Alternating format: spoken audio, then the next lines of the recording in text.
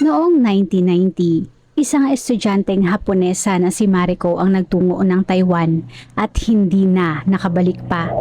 Siya ay naglaho na parang bula at hindi na nakita ng higit isang taon hanggang isang taxi driver ang lumapit sa mga pulis at umamin na minumulto ito ng ulo ni Mariko.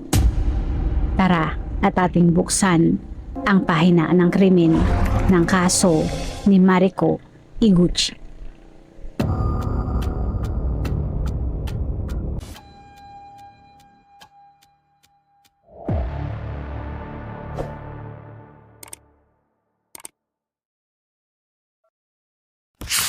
Si Mariko Iguchi ay pinanganak noong May 24, 1967 sa Japan.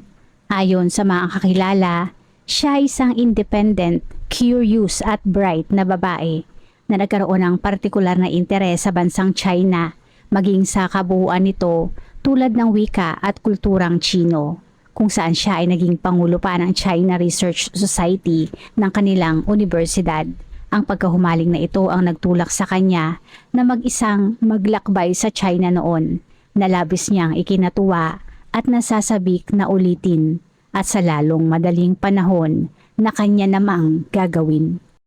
Taong 1990, si Mariko ay nakatakda ng magtapos sa kanyang pag-aaral sa university at bilang regalo sa kanyang sarili, siya ay nag-ipon ng pera para sa kanyang second trip. Dahil nakapunta na siya ng China, sa pagkakataon na ito, siya ay nagdesisyon naman na pumunta ng Taiwan. April 2, 1990, nang dumating si Mariko sa Taiwan at pagkalabas ng paliparan ay nag-check-in sa Taipei International Youth Hostel. April 3, nang kanyang sinimula ng kanyang Taiwan trip adventure. Nilibot niya ang Taipei at nagpadala ng postcard sa pamilya sa Japan ng April 4 bago sumakay sa isang tren papunta naman sa Tainan. Sa tren na iyon, nakilala naman ni Mariko ang isang 35 anyos na driver ng taxi na si Mr. Lee. Nakita ni Mr. Lee si Mariko na friendly at napansin na hindi ito ganoon kapamilyar sa lugar. At bilang isang sign ng hospitality, nag-offer si Mr. Lee kay Mariko na pwede itong magstay sa bahay nito habang ini-explore ni Mariko ang Tainan. Isang offer na hindi naman tinanggihan ni Mariko. Bukod sa matutuluyan, si Mr. Lee ay naging isang guide na din ni Mariko habang namamasyal ito sa Tainan sa mga araw ng April 5 at April 6. Kinabukasan, April 7, si Mariko ay muling nagpadala ng isang postcard at letter sa kanyang pamilya at pagkatapos ay inihatid ni Mr. Lee sa istasyon ng tren sa Tainan. Tumulong din si Mr. Lee sa pag-aayos ng kanyang trip sa susunod na lungsod na kanyang pupuntahan sa listahan, ang Kaohsiung. Sa buong pamamalagi ni Mariko sa Tainan, siya ay naging close na talaga kay Mr. Lee. Kaya si Mr. Lee ay naghabilin pa sa staff ng train station na gabayan o tignan si Mariko para hindi iyon maligaw. April 18 nang nakatakdang lumapag ang flight ni Mariko pabalik ng Japan. Ngunit walang Mariko ang lumabas mula sa paliparan. Base sa data na nakuha sa airline, si Mariko ay hindi sumakay sa eroplano at hindi din kinansela ang kanyang tiket.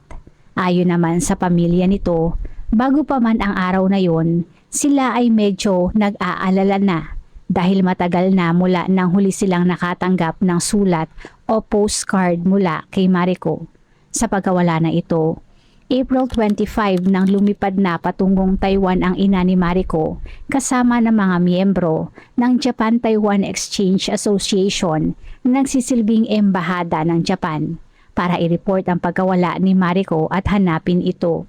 Base sa investigasyon, walang nakitang ebidensya ang National Immigration Agency na umalis si Mariko ng Taiwan at ang huling pagkakataon na ito ay nakita ay noong April 7 nang ito ay sumakay ng tren papunta ng Kaohsiung.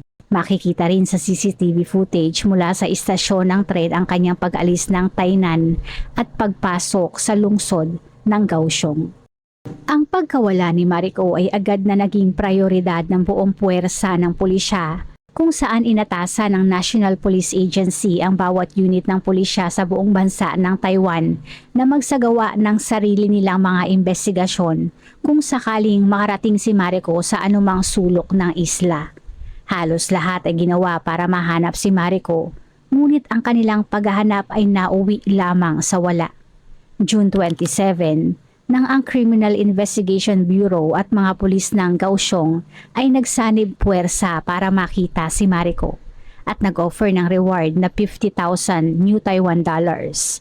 Ang pamilya naman ni Mariko ay nag-alok din ng reward na 500,000 yen na galing sa kanilang bulsa para sa anumang impormasyon na makakatulong para mahanap ang nawawalang anak nila. Bilang parte ng investigasyon, ang unang naging suspect ay ang naging kaibigan ni Mariko sa Tainan na si Mr. Lee. Malinaw sa lahat ng mga reports na siya ang huling taong nakakita kay Mariko ng buhay. Si Mr. Lee ay kunestyon at ang kanyang mga salaysay ay entirely consistent. Karamihan sa kanyang mga sinabi tungkol sa kung ano ang ginawa nila ni Mariko noong kasama niya ito sa Tainan ay kumpirmado at higit sa lahat, si Mr. Lee ay may matibay na alibay. Gayunpaman, bagamat burado na sa listahan, ang naging pag-question kay Mr. Lee ay pinagpiestahan ng media ng Taiwan at Japan. Sinuri ng mga ito ang bawat detalye ng kanyang buhay at sa pagtagal ng panahon ay naging isang kasiraan kung saan si Mr. Lee ay hindi nakakuha ng anumang pabahay o trabaho.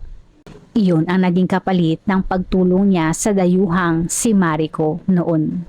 July 7, nakatanggap ang pulisya ng isang tip na nagsasabing si Mariko ay pinatay at inilibing sa isang sementeryo sa Xinxi na matatagpuan sa Tainan. Ayon sa tip, ang puntod na pinag-uusapan ay may nakasulat na Lin Waihi.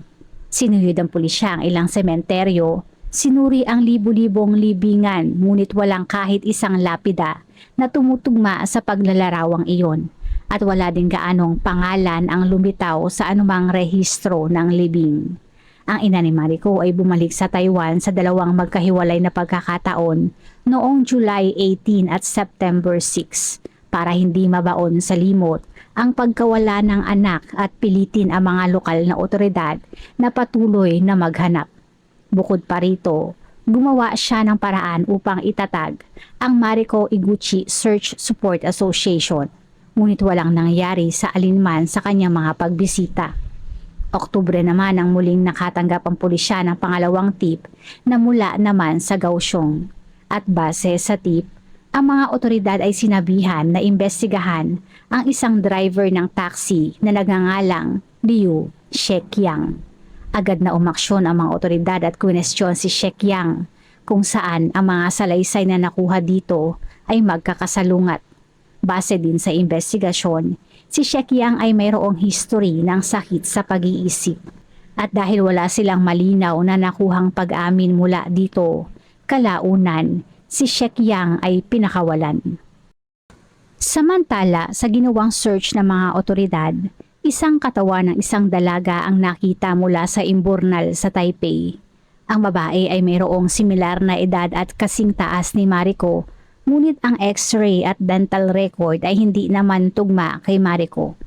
December 6, nang itinaas ng direktor ng pulisya ng Taiwan ang gantimpala sa 1 milyong New Taiwan dollars at inutusan ang mga departamento ng pulisya sa buong bansa na magbigay ng anumang resulta anuman ang mangyari na ang eksaktong salita, quote, kung buhay siya, hanapin siya ng buhay. Kung patay na siya, hanapin ang kanyang bangkay. January 4 ng kasunod na taon nang tila natugunan ang sinabi na iyon. Isang kalansay ng isang babae ang natagpuan sa isang taniman ng tubo sa bayan ng Huli na matatagpuan sa Taichung County ng Taiwan. Muli, ang mga pisikal na katangian ng babae ay halos kapareho ng kay Mariko, ngunit ang dental record niyon ay hindi pa din tugma kay Mariko. Pagsapit ng mga unang buwan ng taong 1991, halos tila wala ng pag-asa ang kaso. Sa kabila ng effort na ginawa sa investigasyon, ay wala pa ding magandang nangyayari. hanggang isang tindero ng pansit ang nakipag-ugnayan sa mga otoridad at nagsabi ng kanyang nakita na matagal din itong ikinubli. Ayon sa tindero, isang lalaki ang umupo sa kanyang tindahan kasama ng isang babaeng Hapon. Ang babae ay tahimik na kumain at nakayuko lamang ang ulo. Ang lalaki naman ay patingin-tingin sa paligid at tila medyo tensyonado. Para sa identifikasyon, ilang mga larawan ang ipinakita sa tindero ng mga otoridad na positibo namang kumilala sa babae bilang si Marico at sa lalaki bilang ang isa sa mga lalaking kwinestyon nila noon, si Liu Shekyang. Si Liu Shekyang ay pinanganak noong 1957 at nagtrabaho bilang isang driver ng taxi na nag-ooperate mula sa paliparan ng Kaohsiung. Siya ay separado at mayroong anak na nasa pangangalaga ng kanyang mga magulang. Lumabas sa unang investigasyon na siya ay mayroong history ng sakit sa pag-iisip at paranoid. Ngunit iyon ay tila hindi naman tanggap ni Shekyang at noong August 1990 nang siya ay pumunta sa isang psychiatry ward para humingi ng note na nagpapatunay na wala siyang mental illness. Ang resulta ay ang hindi niya inaasahan at ang doktor ay sinabihan si Shekyang na mayroong mild paranoid delusions. Kaya si Shekyang sa galit ay kumuha ng isang kutsilyo at sinubukang takutin ang doktor na huwag ibunyag iyon. Ang insidente na ito ay kasama sa report ng doktor at ang nangyari ay ginawa bilang halimbawa ng kanyang paranoia.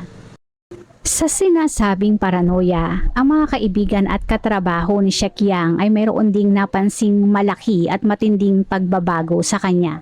Sa loob ng mga linggo at buwan kasunod ng pagkawala ni Marico, si Shekyang ay naglagay ng mga Buddhist icons, amulets at scriptures sa loob ng kanyang taxi. Madalas din siyang magpatugtog ng Buddhist sutra ng napakalakas at nagsuot ng Buddhist prayer beads sa kanyang wrist na tila ba na-addict na sa Buddhismo. Bukod doon ay kapansin-pansin din na siya ay kumakain at natutulog na sa kanyang taxi at tila hindi na umuuwi o takot na umuwi sa kanyang bahay. Pagdating naman sa tawag ng kalikasan, si Shekyang ay nagmamadali na pumasok sa banyo at tapusin ang gagawin hanggat maaari at mabilis pa sa 4:00 na babalik sa kanyang taxi. Na tila ba takot na takot sa labas at halos ayaw na doong lumabas. Bukod sa mga ito, sinabi din ng mga kapitbahay ni Shekyang sa mga pulis na palagi silang nakakarinig ng boses ng isang babae na umiiyak mula sa loob ng bahay nito sa mga araw at buwan kasunod ng pagkawala ni Marico. Kapag tinatanong nila si Shekyang tungkol dito, iyon ay namumutla at tumatangging ipaliwanag kung ano ang nangyayari na tila ba nakakita ng multo.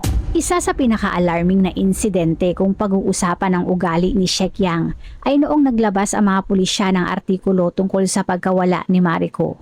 Ayon sa isang miyembro ng pamilya, si Shekyang ay sinabi na patay na si Marico dahil pinatay niya ito at ang kaluluwa nito ay gabi-gabi siyang minumulto. Hindi ito ang unang pagkakataon ng kanyang pag-amin at noong panahon na siya ay tila na-addict sa Budismo, minsan siyang pumunta sa isang Buddhist temple at sa harap ng monghe ay direktang sinabi, quote, "Gabi-gabi, kapag patay na ang mga ilaw at wala na ang mga recording ng sutra, lumilitaw si Inguchi-san at palagi akong tinatanong kung bakit ko siya pinatay at kung bakit ko ginawa iyon sa kanya." Tinukoy ni Shekyang na ang nagmumulto lamang ay ang ulo ni Marico na patuloy na sa kanya ay nanggugulo. Sa sinabi naman na ito, ang monghe ay hinimok si Shekyang na sumuko, ngunit maliwanag na hindi nito iyon ginawa. Noong unang pagkakataon na kwinestyon si Shekyang, ang mga otoridad ay walang sapat na ebidensya at walang nagawa kundi siya ay pakawalan. Bagamat pinalaya noon, siya naman ay under surveillance. Sa ginawang pagmamasid na ito, nakita nila na si Shekyang pala ay bayolente, na madaling magalit at madalas na halos makipag-away sa kanyang mga kapwa taxi driver. Bukod pa rito, base sa nakuhang record ng paggamit niya ng tubig, siya ay kumonsumo ng humigit kumulang 5 toneladang tubig kaysa sa karaniwan niyang paggamit noong buwan ng Abril at Mayo, na tugma sa mga unang buwan na nawawala si Marico. Tila ba siya ay nasobrahan sa paglilinis ng mga buwan na ito, at kung sa paglilinis niya na yon, medyo out of character naman iyon dahil ayon sa mga kapitbahay, si Shekyang ay hindi naman partikular na malinis pagdating sa ganoong bagay. Base sa naging obserbasyon na ito at sa pagkakaroon ng pulisya ng isang aktwal na witness na direktang nag-uugnay kay Shekyang kay Mariko, ang mga otoridad ay nagbalak na muling questionin si Shekyang at posibleng arestuhin. March 4, 1991, dumating ang mga opisyal sa kanyang apartment sa distrito ng Siaogang ng Kaohsiung at bago pa man nila ito makausap at arestuhin, si Shekyang ay agad nang umamin at ayon kay Shekyang, ito ang nangyari. April 7, 1990, si Shekyang ay nakasakay sa kanyang motorsiklo sa harap ng Kaohsiung Station nang makarinig ng isang dalagang tumatawag sa kanya ng hi at iyon ay si Mariko. Si Mariko ay kabababa lang sa tren at naghahanap ng taga roon na magiging isang tour guide na maaari ding makapagbigay ng maayos at murang matutuluyan katulad ng ginawa ni Mr. Lee noon sa Tainan. Dahil sa language barrier, si Mariko ay nakipag-ugnayan sa kanya sa pamamagitan ng pagsulat ng mga Chinese character na alam nito. Nag-alok si Shekyang na tulungan ito makahanap ng matutuluyan at itinuro ang apartment niya. At pagkatapos ay itinur si Mariko sa Kaohsiung. Matapos ng maikling paglilibot sa lungsod, sila ay pumunta na sa apartment ni Shekyang na sinasabing magulo at walang laman, na halos walang mga muebles o appliances. Ang tanging naroon lamang ay ang kanyang kama na gagamitin ni Mariko at si Shekyang ay matutulog na lang sa sahig. Madaling araw kinabukasan, April 8, si Shekyang ay tinangka na pagsamantalahan si Mariko habang iyon ay natutulog. Siyempre ay nagising ang babae at nang napagtanto ang kanyang ginagawa ay nagsimula iyong manlaban. Ayon pa din kay Shekyang, wala siyang tunay na motibo sa pagtatangka kay Mariko. Nagising na lamang daw siya at nawalan ng kontrol. Dahil nanlaban si Mariko ay hindi na itinuloy ni Shekyang ang balak at patuloy na natulog. Na medyo questionable lang dahil paano pa magagawa ni Mariko na matulog matapos nang nangyari. At bago pa pumutok ang araw o bumukhang liwayway, dahil sa galit ni Shekyang sa ginawang panlalaban, ay kinuha niya ang kanyang crossbow at 4 na beses na tinira iyon sa ulo ng natutulog na si Mariko na agarang ikinamatay nito. Ang sinabi na ito ay syempre hindi naman pinaniwalaan ng pulis dahil sila ay mayroong isang secret witness na nagsabi na nakita nito si Shekyang na madalas na tignan si Mariko na tila may plano na pagsamantalahan iyon. Todo tanggi naman si Shekyang sa sinabi ng secret witness na ito at matigas na sinabing ang nangyaring tangkang pananamantala ay bigla lamang o wala sa plano. Ayon pa din sa secret witness, hinalay pa ng lalaki ang bangkay at ninakaw ang pera nito na syempre ay idininay din ni Shekyang. Hindi isiniwalat ang pangalan ng secret witness o ang relasyon nito kay Shekyang at kasabay ng hiwaga ng kanyang pagkakakilanlan ay naroon din ang hindi nasagot pa na katanungan kung bakit nito alam o paano nito nalaman ang mga impormasyon na iyon. Ano pa man yun, sa patuloy na salaysay ni Shekyang, matapos na mamatay ni Mariko, kinuha niya ang machete at ginamit iyon sa leeg hanggang humiwalay doon ang ulo. Inilagay niya iyon sa isang itim na garbage bag habang ang katawan naman ay ibinalot niya sa bedsheet. Pagkatapos ay tinipon niya ang kanyang damit na ngayon ay may mantsa na ng dugo, crossbow at ang backpack ni Mariko upang itapon. Nagmaneho si Shekyang papunta sa isang bakanteng lote sa Tainan at inilagay ang walang ulong katawan sa ilalim ng isang malaking puno bago iyon binuhusan ng gasolina at sinunog. April 9, nang siya ay bumalik sa bakanteng lote at nang nakitang maaaring makilala pa din ang katawan ay sinabuyan iyon muli ng gasolina at sinunog. Samantala ang plastic bag na naglalaman ng ulo ay itinapon naman niya sa isang tambak ng basura malapit sa eskinita sa harap ng isang simbahan kung saan kalaunan ay kokolektahin ang mga basurero at dadalhin sa isang landfill. Bumalik siya sa Kaohsiung at inihagis ang pana sa isang tulay kung saan iyon ay dinala ng ilog, habang ang backpack ni Mariko ay itinapon sa isang truck ng basura na papunta naman sa landfill. Pagka-uwi sa apartment, sinimula naman ni Shekyang ang mahabang proseso ng paglilinis ng anumang ebidensya ng krimen na kanyang ginawa. Galit na galit niyang kinuskos ang mga dingding at sahig ng kanyang apartment. Sinusubukang alisin ang bawat bakas ng dugo. Bukod pa rito, itinapon niya ang marami sa kanyang mga gamit at sinunog pa ang kama na tinulugan ni Mariko sa kanyang bakuran. Sinunog din niya ang kanyang damit na may mantsa ng dugo at ang usok ay umani na mga reklamo mula sa mga kapitbahay. Ang tanging mga gamit na iniwan niya ay isang banig at isang kumot. Matapos ng confession, si Shekyang naman ay agad na binawi iyon at binago din ang ilang mga detalye. Isa na dito ay kung saan ito itinapon ang bangkay. Ang mga pulis ay pinuntahan ng 3 mga lokasyon na maaaring pinagtapunan ngunit walang napala sa pagpunta na iyon. Bukod pa rito, minsan ay sinubukan ni Shekyang na magbigti sa kanyang selda at sinabi pa sa unang prosecutor na nakausap na hindi nito kilala si Mariko. Noong March 7, nagpasya ang pangunahing investigador na baguhin ang kanyang pamamaraan sa pakikipag-usap kay Shekyang. Sa halip na maging palaban, kinausap niya ito ng mahinahon at may kaunting empatiya at pagkatapos ng mahabang gabi, si Shekyang ay umamin na. Ayon dito, ito ay nagsinungaling tungkol sa lokasyon ng mga labi dahil sa pakiramdam na ito ay mahaharap sa parusang kamatayan kung iyon ay matatagpuan. March 9, pinuntahan ng mga pulis ang lokasyon na itinuro ni Shekyang na isang bakanteng lote sa Tainan. Sa ilalim ng isang putol na trunk ng malaking puno ay naroon ang sunog at walang ulong katawan ni Mariko. Si Shekyang ay lumuhod sa lupa at umiyak ng malakas. Nagmamakaawa kay Mariko para sa kapatawaran at hiniling sa mga pulis na magsunog ng isang Joss paper o ghost money sa pinangyarihan. Sa pamamagitan ng mga sinabing lokasyon ni Shekyang, ang mga otoridad ay agad na umaksyon para i-recover naman ang ilan sa kanyang mga tinapon.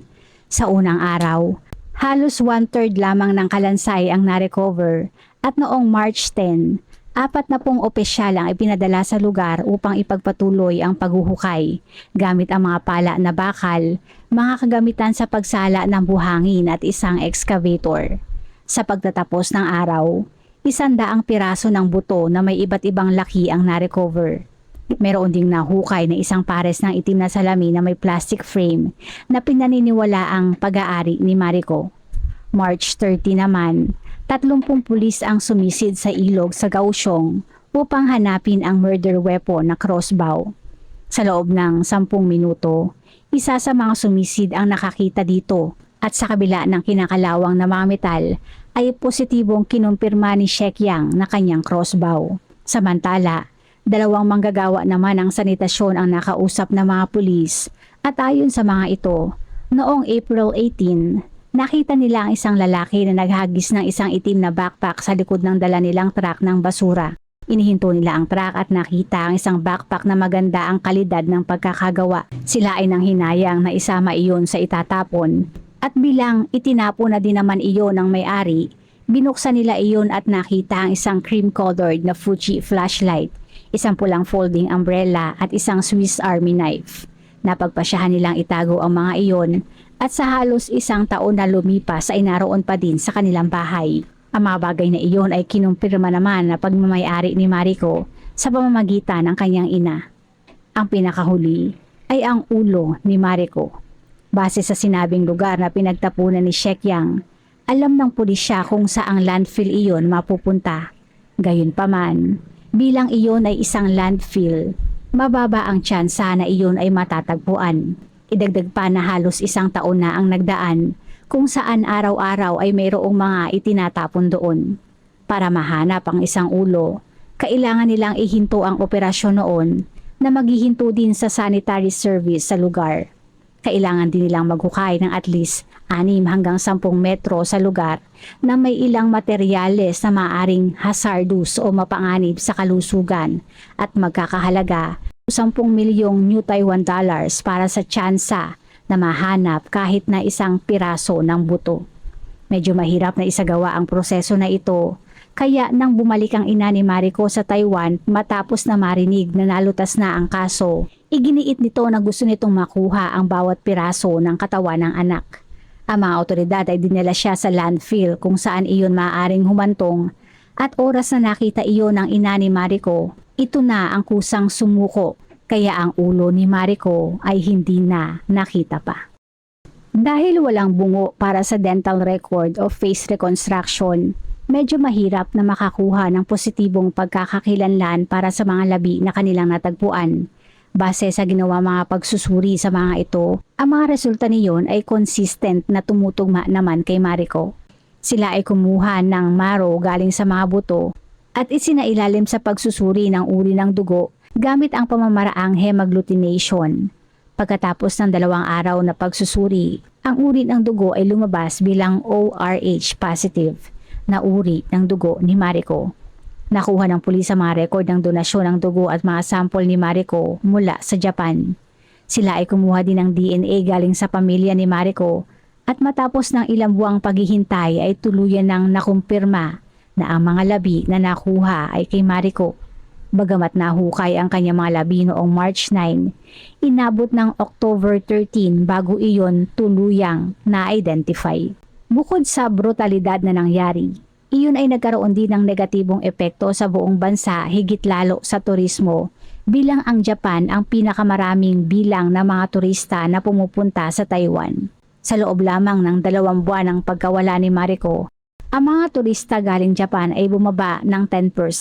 Ang mga ahensya ng turismo sa Japan ay diniscourage ang mga tao na pumunta sa Taiwan. At ang gobyerno ng Japan ay nag-issue din ng travel advisory sa mga citizen na i-reconsider ang desisyon kung sila ay gustong pumunta ng Taiwan. Mas lalong bumaba ang bilang ng nakumpirma ang nangyaring pagpatay, kung saan ang bilang ng mga turista ay higit na bumaba at tumatak sa kasaysayan ng Taiwanese history. Dahil dito, ang mga otoridad ay determinado na maparusahan si Shekyang sa lalong madaling panahon, kaya ang kanyang paglilitis ay naging mabilis. November 24, 1991, 1 buwan lamang matapos matukoy ang mga labi ni Marico, si Liu Shekyang ay humarap sa paglilitis para sa pagpatay at pag-abandona sa isang bangkay, kung saan siya ay nahatulan ng guilty at pinatawan ng parusang death penalty.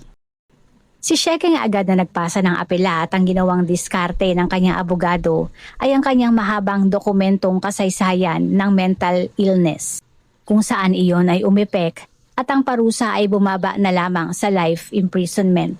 Isang desisyon na ikinagalit ng publiko ng Japan at Taiwan. Gayunpaman, bagamat mabubuhay man, hindi iyon nangangahulugan na siya ay mabibigyan ng magandang trato. Siya ay kinulong sa Taichung Prison ng mahigit 1 dekada at taong 2004 na siya ay pinalibutan ng isang grupo ng mga bilanggo at pinagbubugbog.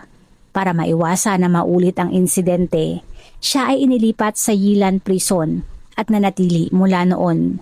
Lumabas na ang posibilidad kung kaya siya binugbog noon ay dahil siya ay isang pasaway pala na bilanggo at nakikipag-away sa anumang walang kakwenta-kwentang bagay.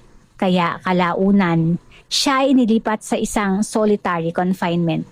Matapos makulong ng 10 taon, naging karapat-dapat si Shekyang para sa parole noong 2001, kaya agad siyang nag-apply. Simula noong 2019, mahigit 20 beses namang na-deny ang kanyang parole sa iba't ibang mga kadahilanan. Wala siyang address na matutuluyan para sa kanyang probation. Tumanggi ang sarili niyang pamilya na tanggapin siya at hindi siya kailanman pinatawad ng pamilya ni Marico. Nariyan din ang kadahilanan na matinding brutalidad ng pagpatay at ang epekto nito sa relasyon ng Japan at Taiwan at ekonomiya ng Taiwan. At simula noong 2011, siya ay nagdagdag pa ng isang bagong dahilan para tanggihan ang kanyang parol. At iyon ay ang pagigiit na siya ay inosente. Taong 2023 naman, na siya ay nagsampa naman ng kaso na humihiling ng judicial review para sa ilang beses na pagtanggi sa kanyang mga parol. Sa mga ipinasang dokumento ay nagtangka pa siyang suhulan ang presiding judge at isinulat sa kanyang file na siya ay meron daw malaking nakatagong kayamanan at kung tatanggapin ng hukom ang kanyang parol, maaari nitong makuha ang kayamanan. Sa huli syempre ay ibinasura ang kanyang kaso at matapos nito ay ikiwinento naman sa mga gwardya ng bilangguan ang tungkol sa kayamanan na sinabi sa hukom at matatanggap ang mga iyon kung siya ay patatakasin na syempre ay walang nakinig.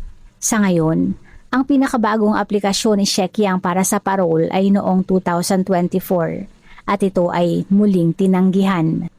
Si Shekyang ay nakakulong ng mahigit 36 na taon na at ngayon ay nasa 69 na taong gulang. At ang pinakamatagal na nanatiling bilanggo sa kasaysayan ng Taiwan. Bago isara ang ating pahina, shoutout po sa ilan sa ating manonood.